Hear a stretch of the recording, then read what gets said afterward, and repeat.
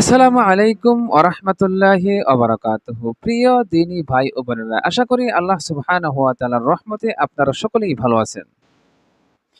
আজকে আলোচনা করব মোহাম্মদ বিন সালমান সম্পর্কে। আপনারা শুনে অবাক হবেন যে আজ থেকে ১৪০০ বছর আগে রাসূল করিম সাল্লাল্লাহু আলাইহি ওয়াসাল্লাম তার সম্পর্কে যে ভবিষ্যৎবাণীগুলো করে গেছেন, তার সম্পর্কে যে তথ্যগুলো দিয়েছেন, সেগুলো বর্তমানে শতভাগ পরিপূর্ণরূপে মিলে গেছে। চলুন তাহলে জেনে নেই তার সম্পর্কে রাসূল করিম সাল্লাল্লাহু আলাইহি সাল্লাম কি বলেছেন। হযরত আবু হুরায়রা রাদিয়াল্লাহু তাআলা আনহু থেকে বর্ণিত, তিনি বলেন, আমি রাসূল করিম সাল্লাল্লাহু আলাইহি ওয়াসাল্লামকে বলতে শুনেছি, তিনি বলেছেন, আল্লাহ সুবহানাহু ওয়া তাআলা তোমাদেরকে আদেশ করেছেন তোমরা মুশরিকদেরকে বন্ধুরূপে গ্রহণ করো না। অথচ এমন একটি সময় আসবে মুসলমান অঞ্চলের দুটি শাসক মানে দুজন শাসক মুশরিকদেরকে বন্ধুরূপে গ্রহণ করবে। আমি জিজ্ঞেস করলাম, হে আল্লাহর রাসূল, তাদেরকে চেনার উপায় কি? তখন রাসূল করিম সাল্লাল্লাহু আলাইহি ওয়াসাল্লাম বললেন, তাদের একজন হবে তোমাদের পবিত্র ভূমির আর তার নাম হবে আমার নামের মতো মানে মুহাম্মদ। আর একজন নারী শাসক হবেন যিনি হিন্দুস্তানের এক ক্ষুদ্র অঞ্চলের মুসলিম শাসক থাকবেন। আর তারা দুজনেই একই সময়ের সমসাময়িক শাসক হবে, মানে একই সময়ে তারা অবস্থান করবে পৃথিবীতে শাসক হিসেবে। হাদিসটি বর্ণিত হয়েছে আখিরুজ্জামান আল মাহদি ফি আলামাতিল কিয়ামা 296 নম্বর হাদিস। তাছাড়া দ্বিতীয়ত যে হাদিসটি উল্লেখ করে সেটাও আবু হুরায়রা রাদিয়াল্লাহু তাআলা আনহু থেকে বর্ণিত। তিনি বলেন, আমি রাসূল করিম সাল্লাল্লাহু আলাইহি সাল্লামকে বলতে শুনেছি, যতক্ষণ পর্যন্ত পৃথিবী ধ্বংস হবে না, যতক্ষণ পর্যন্ত 5টি শাসক পৃথিবীতে আগমন করবে আর তারা যুক্তি করে আল্লাহ তাআলার দ্বীনকে ধ্বংস করতে চাইবে। আর সেই 5জন শাসক পৃথিবীতে একই সময়ে পৃথিবীতে অবস্থান করবে। আমি বললাম, হে আল্লাহর রাসূল, সেই 5জন শাসকের পরিচয় কি? তখন রাসূল করিম সাল্লাল্লাহু আলাইহি সাল্লাম বললেন, তাদের একজন হবে তোমাদের পবিত্র ভূমির, যার নাম হবে আমার নামের মতো, আর তিনি আরবের দিনকে হাস্যকর দিনে পরিণত করবে, আর সে অভিশপ্ত জাতিকে বন্ধুরূপে গ্রহণ করবে। আর দ্বিতীয় হচ্ছে সেই বিশ্ব শাসক যিনি মুসলমানদেরকে ধ্বংস করার জন্য ষড়যন্ত্রে লিপ্ত থাকবে। আর তৃতীয়জন হচ্ছে হিন্দুস্তানের বাদশাহ, যিনি বন্ধু অঞ্চলের মুসলমানদেরকে ধ্বংস করার জন্য ষড়যন্ত্র করতে থাকবে। আর চতুর্থজন হচ্ছে হিন্দুস্তানের দ্বিতীয় বাদশাহ, যিনি মুসলমানদেরকে হত্যা করার শপথ নিয়েই ক্ষমতায় আসবে। আর সে মুসলিম হত্যায় উন্মাদ হয়ে যাবে, পাগল হয়ে যাবে। আর পঞ্চম হলো একজন নারী শাসক, যিনি শাসন ক্ষমতা হাতে পেয়ে বাল দেবতার পূজা করবে, বাল দেবতার প্রচলন করবে, মানে বাল দেবতার ইবাদত বৃদ্ধি করবে। আর সে মুশরিকদেরকে বন্ধুরূপে গ্রহণ করবে আর মুসলমানদেরকে সে হত্যা করতে থাকবে। অথচ সে হবে মুসলমান। তখন সেখানকার দুর্গম অঞ্চলের এক দুর্বল বালকের নেতৃত্বে তাদের এই ষড়যন্ত্রের অবসান ঘটবে আর তারা মুসলমানদেরকে বড় বিজয় এনে দিবে। কিতাবুল আকিব 172 নং হাদিস।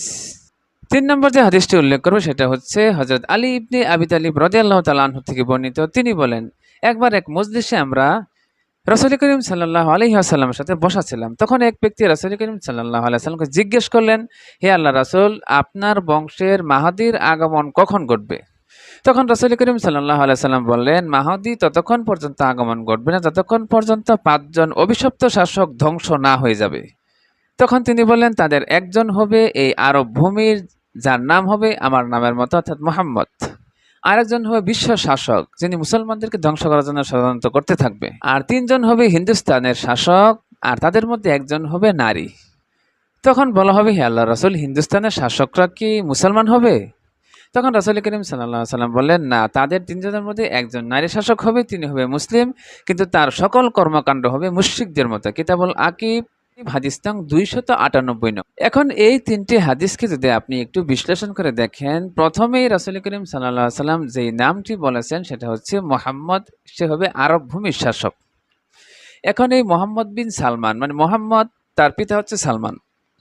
আর বর্তমান মুহাম্মদ বিন সালমান সৌদি আরবে যেই কার্যক্রমগুলো তিনি শুরু করেছেন, রাসূল করিম সাল্লাল্লাহু আলাইহি সাল্লামের তথ্য মতে তা সম্পূর্ণ তার সাথে মিলে যাচ্ছে। কারণ রাসূল করিম সাল্লাল্লাহু আলাইহি সাল্লাম বলেছিলেন সে আরবের দিনকে হাস্যকর দিনে পরিণত করবে। তার বর্তমান অ্যাক্টিভিটিসগুলো দেখলে দেখা যায় তিনি মূলত ইসলামকে হাস্যকর দিনে পরিণত করতেছে। আর এই যুবরাজ মুহাম্মদ বিন সালমানের কারণে হজ এবং উমরার দেশ সৌদি আরব দিন দিন ইসলাম থেকে সম্পূর্ণ দূরে সরে যাচ্ছে, মানে তিনি দূরে সরে নিয়ে যাচ্ছে।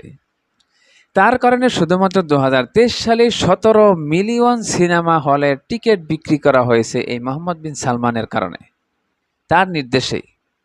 শুধু তাই নয়, এই কালিমার পতাকা সামনে রেখে শুরু হচ্ছে বিভিন্ন কনসার্ট, পাপের concert, dance club, night club, শুধু তাই নয়, এই যে গেল রমজান মাসে মসজিদের ভিতরে ইফতার মাহফিল মানে ইফতারের আয়োজন তিনি নিষিদ্ধ করে দিয়েছেন। মুসলিম জাহানের সবথেকে পবিত্রতম স্থান মক্কা মদিনার দেশ সৌদি আরব দিন দিন পাপের সাম্রাজ্যে পরিণত হয়ে যাচ্ছে এই মোহাম্মদ বিন সালমানের কারণে।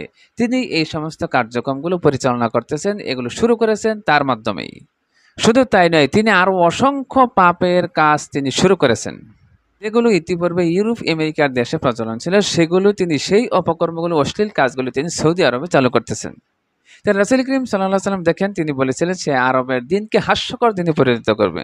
এখন এটা তো হাস্যকর দিনে তিনি পরিণত করে ফেলেছে।